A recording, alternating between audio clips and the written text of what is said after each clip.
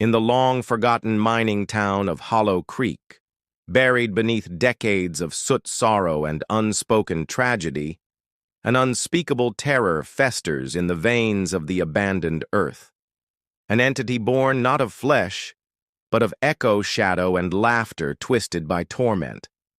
Known only by those brave or foolish enough to whisper its name, the Hollow Grin is more than a myth. It is a sound, a sensation, a force that haunts the bones of the town and stalks the resonance of memory itself. It began in 1894, during the great collapse that entombed 31 miners in the bowels of the Hollow Creek coal mine. A catastrophe blamed on poor construction and unstable bedrock, yet survivors, though few in number, spoke of an unnatural silence that had preceded the collapse and of faint disembodied laughter that seeped from the mine walls just before the ceiling caved in. Those who heard it said it was not human, not quite. Too hollow, too slow, too amused. After the incident, the mine was sealed with thick concrete, and the town fell into economic and spiritual decay. But the laughter never stopped. It only grew more clever. Children playing near the mine entrance in the 1920s began reporting dreams of smiling figures with no eyes and a mouth that never closed. Stray animals were found gutted, their innards arranged in twisted smile patterns. Over the years, smirking faces appeared drawn in charcoal on barn walls, carved into trees, scratched onto mirrors, and always in places too high or too remote for a human to reach without tools or scaffolding. In 1953, a woman named Lydia Harmon vanished after claiming she heard her deceased mother calling from the woods. Her body was never found, but her voice was captured days later on a reel-to-reel recorder left running in her empty cabin. Laughter hers repeating the phrase, "I see you smiling," layered beneath static and what sounded like a second voice mimicking her giggles but stretching them too long, too wide. In 1971, a geological survey team from the State University entered the mines illegally to investigate unexplained seismic vibrations. Their final radio transmission included the phrase, "It's not the walls that are cracking, it's the silence, it's leaking." Only one member of the team returned, delirious and mute, scratching a wide arc into the floor over and over with a piece of broken rock. Eyewitness reports of the Hollow Grin have been remarkably consistent, despite spanning generations. The entity is described as tall and humanoid, yet impossibly thin, with limbs that bend at jarring angles and move like marionettes, suspended by invisible wires. Its skin appears like soot or burnt wax, flaking and reforming with every movement. It has no discernible eyes, ears, or nose, just a mouth, grotesquely wide, impossibly stretched, glowing faintly from within as if lit by coals or some internal joke it refuses to share. But it is the sound that haunts most, laughter that bubbles in your throat before you realize it.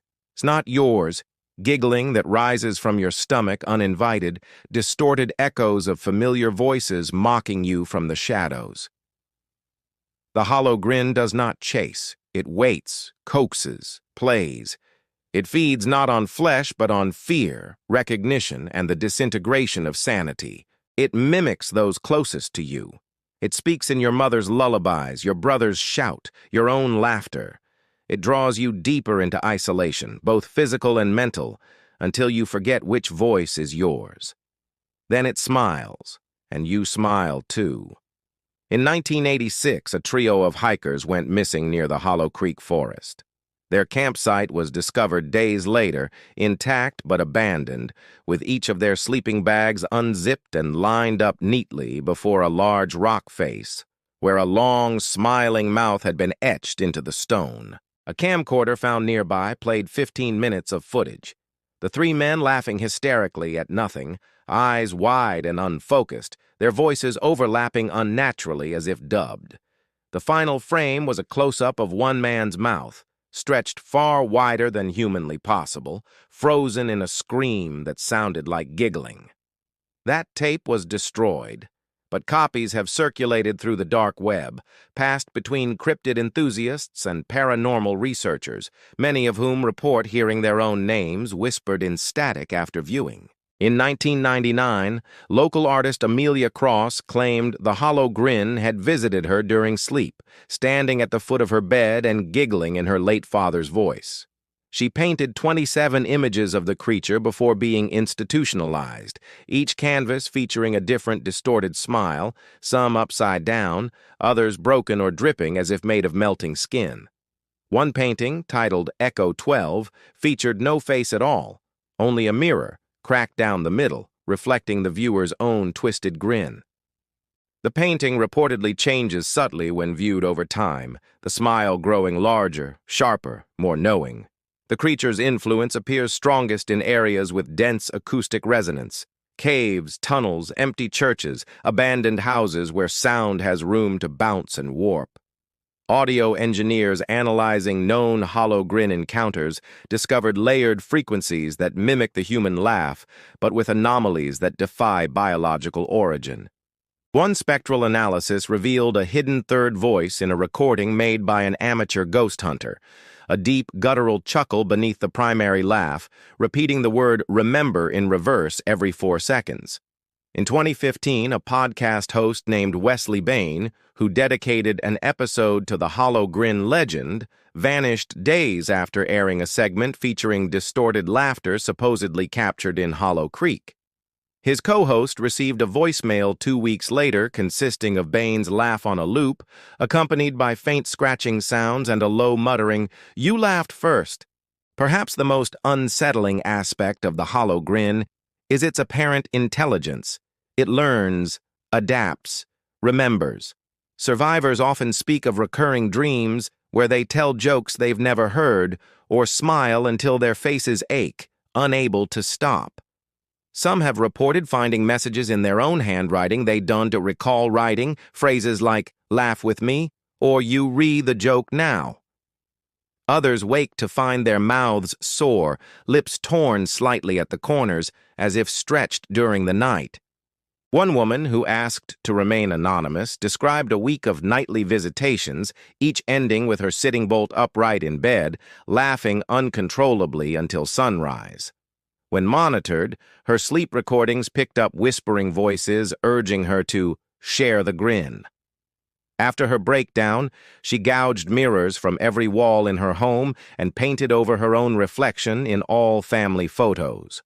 While many cryptids strike fear through sheer physical horror, teeth, claws, speed, the Hollow Grin thrives on psychological erosion. It doesn't attack, it insinuates. It infects your sense of identity until you're not sure whether you're thinking your own thoughts or echoing its mirth. It weaponizes joy, turns humor into dread, forces you to question every laugh you've ever made. It has been likened to an auditory parasite, a viral consciousness that attaches to memories and grows with attention.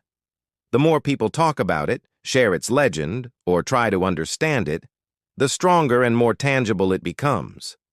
Some cryptozoologists suggest it may be an ancient being, one of the original tricksters, tied not to one location, but to human perception itself, taking root wherever belief, grief, and laughter intersect.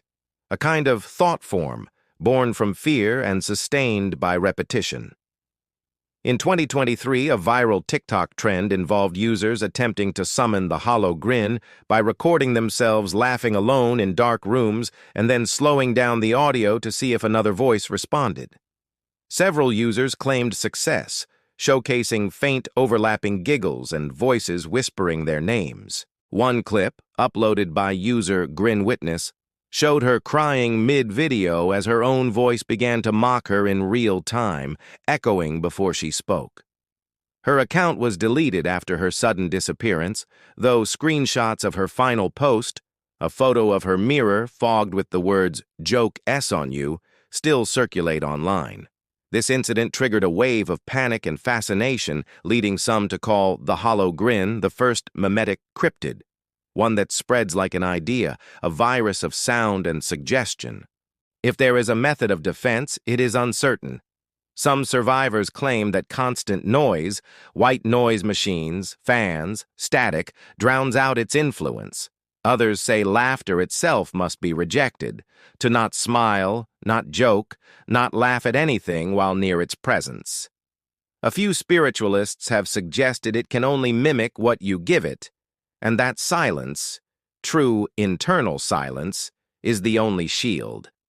But achieving that is harder than it sounds when the voice calling from the hallway is your own, giggling like a child who's just thought of something truly, terribly funny. Perhaps the most chilling thought is that the hollow grin doesn't always kill. Sometimes it simply replaces. It takes your voice, your laughter, your identity, and leaves something behind that looks like you, sounds like you, but isn't. Friends say you seem different, that your smile is too wide, that your jokes don't land quite right, that your laughter lasts a little too long, and eventually someone hears it, an extra laugh, not quite in sync, behind your voice, and knows the grin has grown again. So if you're ever in Hollow Creek, or near an old mine, or even sitting alone with the lights low, and a laugh track plays just a moment too early, listen carefully. Ask yourself, whose voice is that? Are you sure that giggle came from your throat? That reflection? Is it smiling when you're not? Don't trust your ears. Don't trust your memory. And whatever you do, don't laugh back. Because once the hollow grin hears you, it never forgets your smile.